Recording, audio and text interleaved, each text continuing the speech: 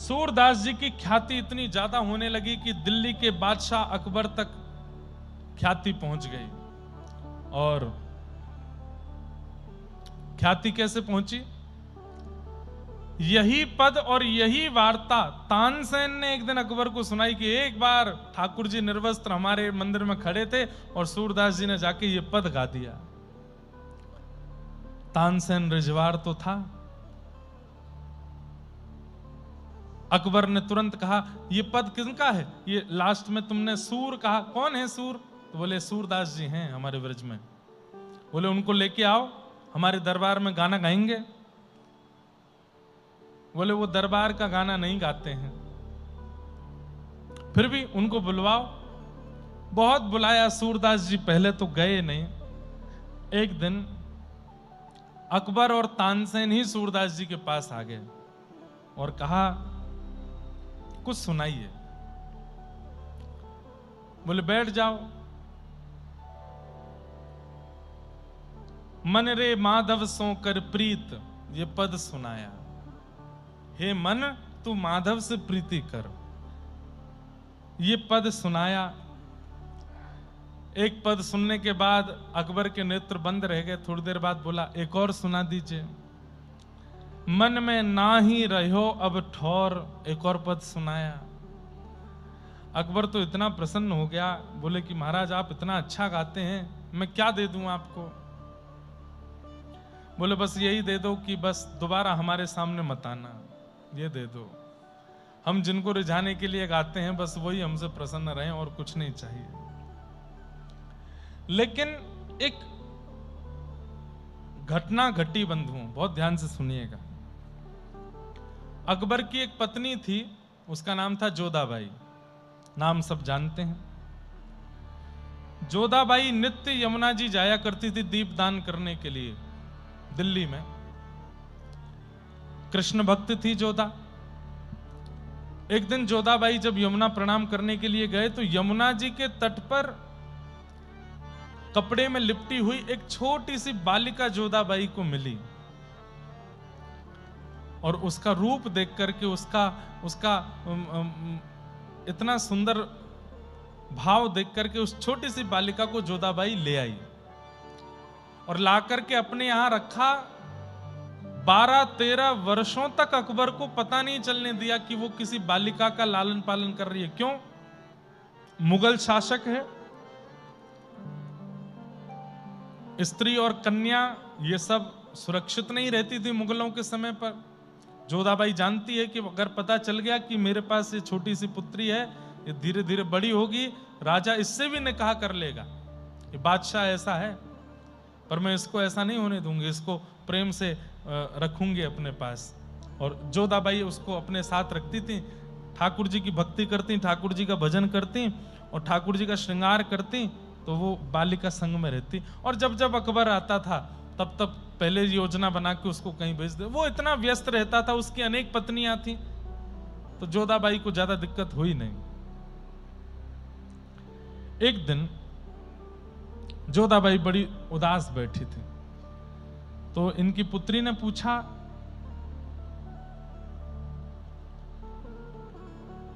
क्या बात है, आप इतनी उदास क्यों बैठी हैं? तब वो बोली कि इतने दिन हो गए मैं ठाकुर जी का भजन करती हूं, पर आज तक कुछ अनुभव मुझे नहीं हुआ।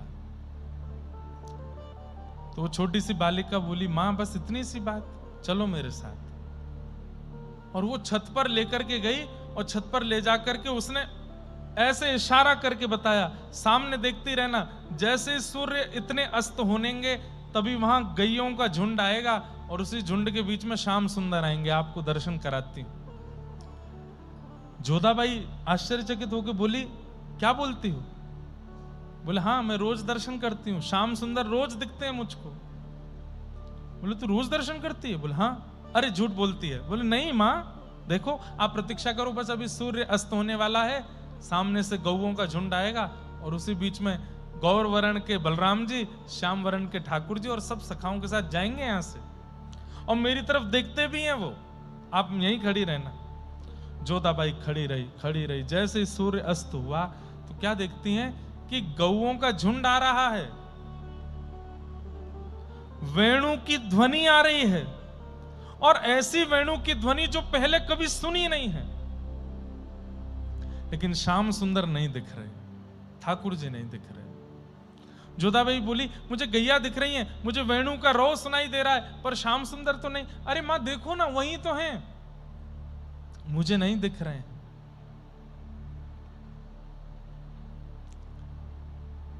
जोधाबाई की जो वो पुत्री थी वो कहती है कि ठाकुर जी कह रहे हैं आपसे कुछ अपराध बने हैं, वो अपराध जब नष्ट हो जाएंगे तब आपको दिखेंगे, लेकिन आप नित्य प्रयास करना, दिखेंगे आपको। अब तो जोधाबाई उसको पुत्री कम अपनी गुरु ज्यादा मानने लगी। अब तो पास ही बैठी रहती है, और बताओ ना, और श्याम सुंदर को क्या प्रिय है, और अब तो जोधाबाई इतनी ज्यादा व्यस्त रहने लगी उसके साथ। कभी कभी अकबर बुलवाता था तो जोधाबाई जाती नहीं थी। अकबर ने कहा इतने दिन से हम बुला रहे हैं, जोधाबाई आती नहीं, क्या बात है? तब किसी गुप्तचर ने बता दिया, बोले आपको नहीं पता है, आपकी आंखों के नीचे से एक लड़की रखी है उनके पास, और बचपन से लालन पालन करती आई हैं। अब तो बढ़िया वो 13-14 वर्ष की हो गई है, उसके पास ही बैठी रहती है। अकबर तो उठ के बैठ गया, बोले कि हमारे महल में कोई एक लड़की रहती है, हमें ही नहीं पता। जोधाबाई को पत्र लिखा, बोले हमें पता है तुम्हारे पास एक लड़की, आदि आदि सब लिख करके भेजा, हमारे सामने उसको पेश करो।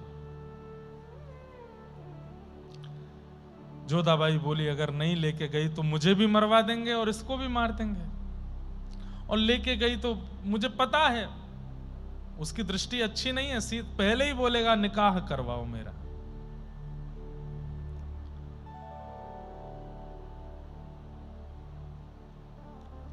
अंत में जोधाबाई पर और कोई रास्ता नहीं था तो लेके गई उस पुत्री को।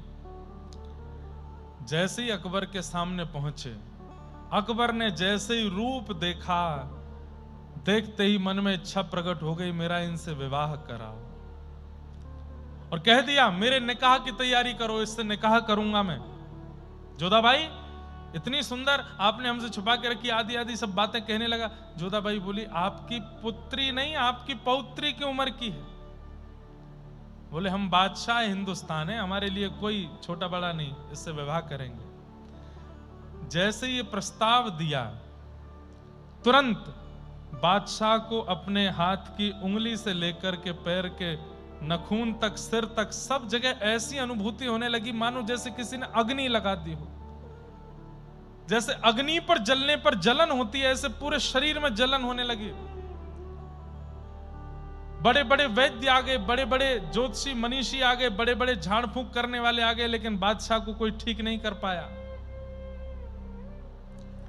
तभी एक हिंदू महात्मा गए, उन्होंने बादशाह की स्थिति देखी, लाल पड़ गया है पूरा, और दाने दाने प्रकट हो गए, और बस करहा रहा है, रो रहा है कि मेरे को पूरे शरीर में जलन हो रही है। बोले महाराज इस वक्त सबसे ज्यादा चर्चा जिनकी चल रही है भारत में वो हैं सूरदास जी, आप उनको बुलाओ। अकबर बोला मैं मिल चुका हूं सूरदास जी से, मैं और बीरबल गए थे। बीरबल कैसे भी करके तुम बुलाओ सूरदास जी को। सूरदास जी को जाकर के कहा कि ऐसे ऐसे परिस्थिति बनी, आप एक बार चल दीजिए। सूरदास जी बोले ठीक है आता हूं। सूरदास जी गए, और जैसे ही जाकर के देखा अकबर को, देखते ही बोले वैष्णव अपराध, किसी वैष्णव का अपराध हुआ है, कब से हो रहा है ये बताओ। अकबर ने कहा मुझे याद नहीं। बोले थोड़ा ध्यान करके बताओ, नहीं तो मर जाओगे थोड़ी देर में। अकबर ने स्पष्ट बता दिया, बोले ऐसे ऐसे जोधाबाई के पास एक कन्या है और उसको देख करके मेरी निकाह की इच्छा हो गई, तब से हो रहा है। बोले उनको बुलवाओ। जोधाबाई फिर से उस कन्या को लेकर के आई। जैसे ही वो कन्या सामने आई, सूरदास जी के आंखों से आंसू पर आंसू, आंसू पर आंसू। कौन है वो? पूर्व जन्म में सूरदास जी उद्धव थे, और कथा बड़ी प्रसिद्ध है, कल भी मैंने थोड़ी सी संकेत में कही थी कि ये निकुंज में प्रवेश करना चाह रहे थे, तब ललिता विशाखा ने इनको रोका था कि ये प्रिया प्रियतम का निकुंज है, उद्धव यहां मत जाओ। तो उद्धव बोले मैं सखा हूं भगवान का, मैं कहीं भी जा सकता हूं। बोले कहीं भी जा सकते हो पर निकुंज में नहीं जा सकते। नहीं माने, उद्धव जबरदस्ती प्रवेश करने लगे। तब ललिता जी ने श्राप दे दिया तुम नेत्रहीन हो जाओ। उद्धव जी नेत्रहीन हो गए। तभी उद्धव जी ने श्राप दे दिया तुम भी एक मिलेच्छ के घर में जाओगी और वहीं पलोगी बढ़ोगी। सूरदास जी पहचान गए, अरे ये तो ललिता जी हैं, ये साक्षात कृष्ण की, साक्षात किशोरी जी की सखी सहचरी हैं ललिता जी। और सूरदास जी की और ललिता जी की एक मीठी बात वार्ता हुई।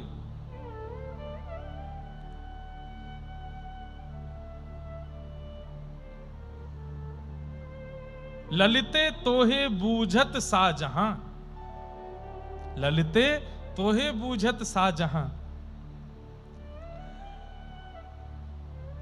अरे ललिते, ये राजा तेरे बारे में पूछ रहा था।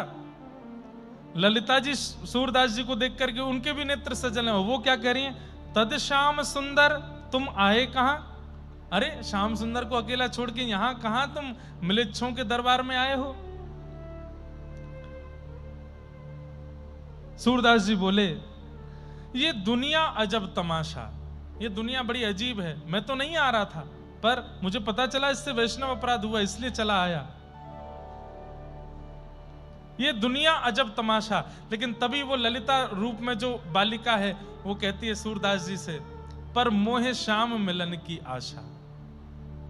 पर अब मैं अपने जीवन में और कुछ नहीं चाहती, ठाकुर जी से मिलना चाहती हूं। और तुरंत वो बोलती है अब हरि पर जाऊं, अब मैं ठाकुर जी के पास जा रही हूं। और सूरदास जी मुस्कुरा करके बोलते हैं कछु दिन में मैं भी आऊं, तुम जाओ कुछ दिन में मैं भी आ रहा हूं। और इतना कहते ही वो जो बालिका थी उसके देह से एक अग्नि प्रकट हुई और जल करके पूरा शरीर देह वहीं राख बन गया। सूरदास जी ने उसको अपने शीश से लगाया, नतमस्तक होकर के प्रणाम किया। बोलो श्री ललिते महारानी की। सामने बैठा अकबर पूछ रहा है ये सब क्या था, ये सब क्या हो रहा था। बोले बहुत लंबी कथा है, तुम नहीं समझोगे। बहुत बड़ा वैष्णव अपराध किया है तुमने, भगवत भक्त के प्रति ऐसी भावना रखी है, इसलिए तुम्हारा देह अब ये पीड़ा दूर नहीं होगी। ऐसा मत कीजिए नाथ, मैं मर जाऊंगा। बोले मरोगे नहीं, कहीं कहीं अंग से ठीक हुआ करेगी, कहीं कहीं फिर होने लगा करेगी, ये पीड़ा तो रहेगी। क्योंकि वैष्णवों को भी कृष्ण और वृंदावन की भक्ति प्रदान करने वाली ललिता जी के प्रति तूने दुर्भावना रखी। अकबर बोला मुझे थोड़ी पता था कि वो कौन है। बोले कोई भी हो, किसी के भी प्रति दुर्भाव क्यों रखते हो। सूरदास जी ने मीठी डांट लगाई और वहां से चले गए। तब से अकबर का नियम बन गया, सूरदास जी का पद तानसेन से सुनता था। तो जब जब तानसेन सूरदास जी का पद गाते थे तब तब अकबर को शांति रहती थी और पद विश्राम होते फिर से उसको जलन होनी शुरू हो जाती थी और 24 घंटे सूरदास जी का ही पद सुनता रहता था। एक दिन अकबर फिर से वृंदावन गया और सूरदास जी से जाकर के बोला सूरदास जी आप इतना अच्छा लिखते हैं, इतना अच्छा लिखते हैं, मैं क्या बताऊं। एक बात बताइए, आप कवि हैं, आपने औरों की भी कविताएं देखी होंगी, इस दुनिया में सबसे सुंदर कवि कौन है। तो सूरदास जी बोले सबसे बढ़िया कवि मैं हूं, मुझसे बढ़िया कविता रचना कोई नहीं करता। ये सुनकर के तानसेन और बीरबल थोड़े आश्चर्यचकित हुए। बोले वैष्णव अपनी बड़ाई नहीं करता, सूरदास जी अपनी प्रशंसा कैसे कर रहे। तो तानसेन ने पीछे से बोला कि महाराज आपने गोस्वामी तुलसीदास जी का नाम सुना है। सूरदास जी के नेत्र सजल हो गए, अरे वाह तुमने मेरे पुराने मित्र की याद दिला दी। बोले आप जानते हैं, बोले हम दोनों की बड़ी अच्छी भेंट हुई थी। भेंट के बारे में बताऊंगा, लेकिन तुमने जो अभी प्रश्न किया कि कविता किसकी अच्छी है, कविता तो मेरी अच्छी है, लेकिन तुमने बाद में नाम लिया तुलसीदास जी का। तुलसीदास जी कविता नहीं लिखते, तुलसीदास जी की चौपाई तो मंत्र हैं जो भगवत दर्शन करा देती है। कवि मैं अच्छा हूं पर तुलसीदास जी कवित्र नहीं है, वो कवि नहीं है, वो तो ठाकुर जी को प्रकट कर देते हैं शब्दों में। और फिर सूरदास जी ने तुलसीदास जी से अपने मिलन की कथा बताई। कैसे? तुलसीदास जी वृंदावन आए थे, गोस्वामी तुलसीदास, और उन्होंने सूरदास जी की बड़ी प्रशंसा सुनी थी। सब जगह दर्शन करते हुए सीधे सूरदास जी की कुटिया में पहुंचे। सूरदास जी बोले, कौन आए भैया? अरे हम हैं तुलसीदास। तुलसीदास नाम सुनते ही सूरदास, अच्छा आपकी खूब चौपाइयां सुनते हैं हम, आपने रामचरितमानस की रचना की है? बोले जी। हनुमान चालीसा बहुत अच्छी लिखी है आपने? बोले सब कृपा है ठाकुर जी की। आप भी बहुत बढ़िया लिखते हैं, मैं कभी कभी पद सुनता हूं, नाचो बहुत गोपाल, ये मुझे बहुत अच्छा लगता है। ऐसी सब चर्चा हो रही है गोस्वामी जी में और सूरदास जी में। अब मैं नाचो बहुत गोपाल एक बार सुना देंगे? बोले हाँ हाँ सुना देंगे, सब सुनेंगे, आप बैठो ना, आओ। थोड़ी देर वार्ता होती रही, एक दूसरे की प्रशंसा करते रहे। थोड़ी देर बाद गोस्वामी तुलसीदास जी बोले, एक बात तो माननी पड़ेगी। बोले क्या? कितने भी कृष्ण की महिमा गा लीजिए, कितने भी कृष्ण के पद लिख दीजिए, पर हमारे राम जी का पारावार नहीं हो सकता। हमारे राम जी की बराबरी नहीं कर पाएंगे ठाकुर जी। सूरदास जी सीधे होके बैठ गए। बोले देखो, तुम्हारे राम जी को बार बार प्रणाम है, राम जी को बार बार वंदन है, पर हमारे ठाकुर जी को कम मत समझो तुम। अरे नहीं, हम सब जानते हैं, सच्चाई तो हमको पता है। बोले देखो ऐसे मत करो, हम अपनी पे आ जाएंगे तो फिर हम ऐसी ऐसी बातें बता देंगे, फिर रोते डोलोगे। बोले देखो बातें तो मुझे भी बनानी आती है, मैं भी कवि हूं, आप भी कवि हो, दोनों एक दूसरे को हराते रहेंगे। आज एक काम करते हैं, बिना कविता के प्रतियोगिता करते हैं, देखते हैं कि तुम्हारे ठाकुर जी बलवान कि हमारे राम जी। सूरदास जी बोले क्या करोगे? बोले तराजू लटकाओ, और एक पल्ले में आप बैठोगे अपने गोपाल जी के साथ, मैं बैठूंगा अपने सीताराम जी के साथ, जिसका पटला भारी वो विजय। सूरदास जी बोले हम तो पतले दुबले से हैं। तुलसीदास जी बगल में आके अपना हाथ स्पर्श कराए, बोले हमें छू के देखो, हम कौन से मोटे हैं, हम भी पतले हैं। सूरदास जी उनका हाथ पकड़े, फिर अपना पकड़े, बोले हाँ हो तो हमारे जैसे ही। तो बोले चलिए हो जाए प्रतियोगिता। तराजू में जैसे ही पहुंचे, पहले सूरदास जी एक पडले में बैठे, जय हो मेरे गोपाल जी, और कह करके जैसे ही बैठे पडला नीचे हो गया। अब दूसरी तरफ सूरदास अभी बैठे नहीं तुलसीदास, तुलसीदास जी महाराज ने पडला नीचे किया और तुरंत बैठे, जय हो मेरे श्री सीताराम। और जैसे ही बैठे थोड़ी देर तो पडला ऊपर नीचे होता रहा, थोड़ी देर बाद सूरदास जी ऊपर चले गए, गोस्वामी जी का पडला नीचे आ गया, और जो लोग 4, 5, 10, 15 लोग दर्शक थे उन सब ने जय जयकार करी, सियापति रामचंद्र की जय, गोस्वामी तुलसीदास जी महाराज की जय। सूरदास जी बोले क्या हुआ? नीचे से तुलसीदास बोले क्या हुआ? क्या जो होना था वही हुआ, जो वास्तविकता है वो हुआ, हम जीत गए। हमारे राम जी बलवान हैं, हमारे राम जी का प्रताप है, हम जीत गए। सूरदास जी भावुक हो गए, बोले नीचे उतारो मुझे। पडला नीचे किया, अपने गोपाल जी को हृदय से लगा के रोते रोते लाठी से चलते हुए पहुंच गए कुटिया में। और कुटिया में जाके इतना रोए, इतना रोए, इतना रोए,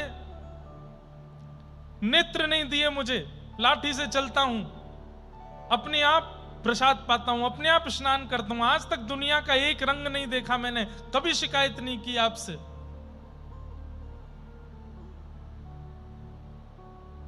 आज तुलसीदास के सामने अगर मेरी इज्जत रखनी थी तो सब भूल गए आप। वहां वो तृणावर्त आया था आपको मारने के लिए वृंदावन में बवंडर के रूप में, तो इतने भारी हो गए कि आपको उठा ही नहीं पाया।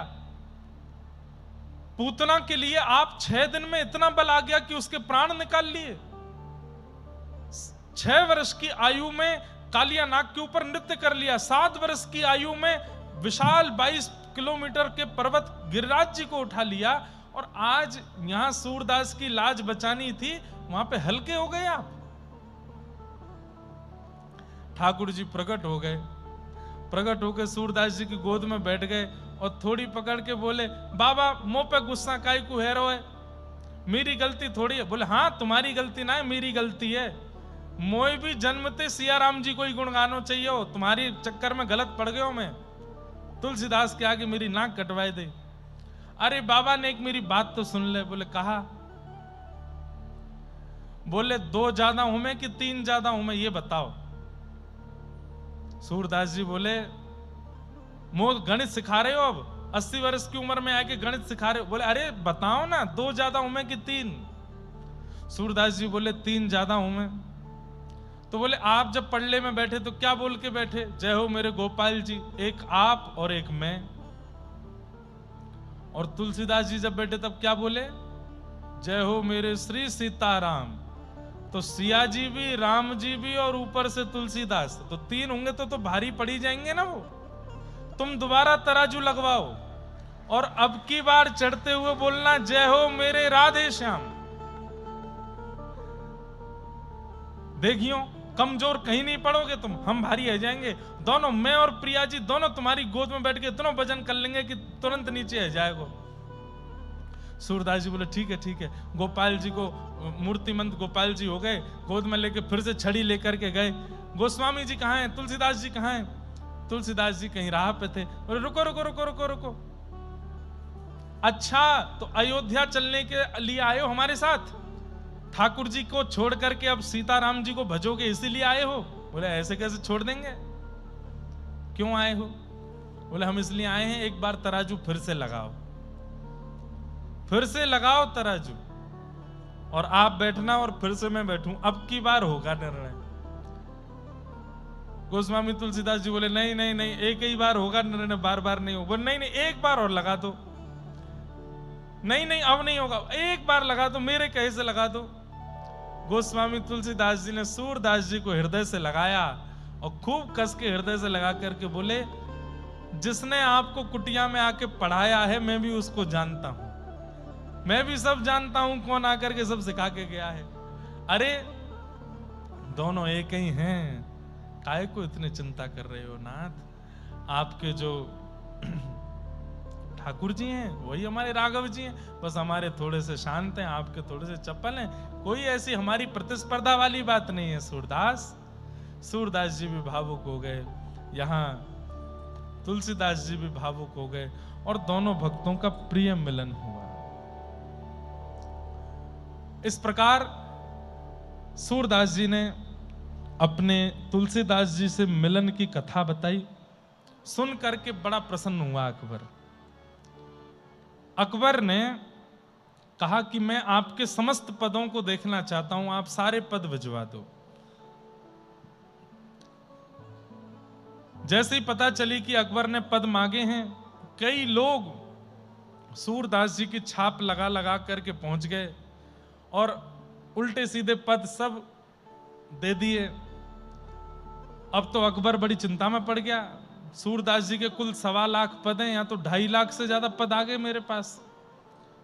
तो पूछा क्या करें? तब किसी ब्रज के रसिक ने बताया, बोले कि सारे पदों को यमुना जी में बहा दो, जो ऊपर तैरने लग जाएं समझ जाओ सूरदास जी के, और जो डूब जाएं समझ जाओ ये नकली हैं। जैसे ही बहाए तो 1.25 लाख पद जो थे वो तैरने लगे, बाकी के 1 लाख के करीब पद जो अनर्गल लोगों ने केवल ख्याति प्राप्त करने के लिए लिख दिए थे वो सब डूब गए। ऐसे सूरदास जी के पदों का संकलन हुआ।